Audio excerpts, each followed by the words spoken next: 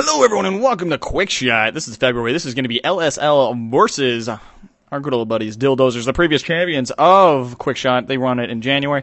So then this time, they're competing for a prize pool, trying to get themselves some cash money, going up against L.S.L. Monster is going to be Wraith, of course, going in. It's going to be played by Aurora Symphony, locked in, good to go. Let's see what's picked. The score is currently 1-0 in favor of L.S.L. Just kidding, it's Dildozers. Going up, you'll have to see what's going on, and let's make sure we get rid of that, shall we? Biome. Ta-da! So anyway, man, that was actually perfectly timed. But we have Aurora Symphony coming in on Wraith. He did play the previous match. If you haven't seen the previous game, make sure to go to the previous one in the playlist if you're on the YouTube. If you're not in the playlist, then, well, you might as well look on the right-hand side. There should be an official playlist listed there. So check that out. The link will be in the description below. So if you haven't seen it, if you're watching in the Twitch, then you should have seen it. If you didn't see it, then, well, there will be a VOD if you go down below the Twitch channel. You'll be able to see a click over the link on the YouTube. But if you look right now, we have Aurora Symphony on Weather Control as Wraith. It's 2-point Warp Blast, 1-point Abduction. Going up against the Hunter team, which, of course, is going to be a Lennox Laz, which is unique, definitely to say the least. Something we don't see that often. I'm loving the Lennox pick, though, with a Hank Maggie to help support it. Going up, though, we're going to see double Mammoth Bird with a little bit of a Warp Blast 11 right off the get-go. So that's one way to start a round, is getting double shocked by it. Aurora Symphony never ceasing to amaze exactly how much wildlife he can aggro. I want to break free. Is he oh no, my songing aggroed the Crowbill slot. Oh man, this is super loud. We gotta turn that down a little bit. There we go. That's where it's supposed to be at. Let's make sure we got the appropriate volume, shall we? No, that's me. Let's turn me back up. There we go. That's looking better. There we go. Sorry about that. I forgot to reset the volume after my between game shenanigans. Oh yeah, so we have Aurora Symphony right now pushing himself on the north side as we were dealing with some audio issues. Want to make sure to clear that. And L.S.L. getting juked right at the start because he was able to push across right through the middle and get himself over to the right-hand side of the map. Pretty much uncontested. Going up, we'll have to see exactly what they do to counteract this, as they're going to be on the chase. Daisy, however, is leading them to victory, as Daisy right now is pushing them across the north side of the map, which is where the monster was, right towards the eastern side. He did stealth through here, which is why there's no footprints. However, they will soon have footprints, as Aurora is building himself up to stage 2. He will be stage ready, as he is stage ready right now, and he'll be good to go in just a moment. He'll be evolving. Yep, there comes the evolve. And we look at it. Let's see how he adjusts his build for his stage 2. He has a 2-point Warp Blast, 1-point Abduction for stage 1. He'll be adapting for stage 2 in just a moment. And let's see what he does. Going in, there comes the pings. They did get a successful ping. Going through, we have 3-point Warp Blast, 2-point Abduct, and a 1-point Supernova. Total of 6 points, which means he is stage 2 available, well, stage 2 complete and ready to go. But the evolve is completed, so let's take a look at what perks he ran, which explains why he was able to stealth so effectively. He ran move speed, which means that when he stealth, he has an increased move speed by 25%. Definitely a very good perk to choose. We'll look over at Redon, who's running damage output of 10% increase, which is great with the damage stacking, especially considering it also works on Laz weak points if she's using the anti-air cannon. So we have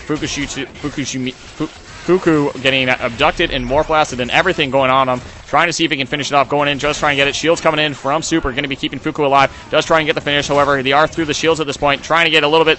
There comes the Supernova going in for it. Does get a little bit last swipes. Trying to get the finish on Fuku. He has to use the Shield Burst. He might even be cloaking. There comes the cloak. But he is knocked down, and he is actually going to be on the ground in the water. Unable to do much. But Aurora Symphony is almost out of armor. Going to be looking to see what armor he can get up. And he does get a couple bars. And he's going to be going. Here comes the Warp Blast. Going to be connecting on Superman and Fuku. Trying to see when there's the first strike on Laz as Redon's going in to try and build up the momentum. Unable to get it, though, as Aurora Symphony is quickly engaging and breaking Redon's momentum, which means he's not able to get Leap Smash coming in from the Thunderchild. Going to be connecting. Here comes the Warp Blast. Going to be hitting on Superman. Superman's, however, is trying to do everything he can to protect Fuku. Does get abducted in the process, which means Fuku's going to have to use that Lazarus device to revive him soon, as Trapjaws are joining the fray, making sure they're not able to do much, as Daisy right now is down. Super's down. Fuku's getting wrecked as he just gets put into a corner.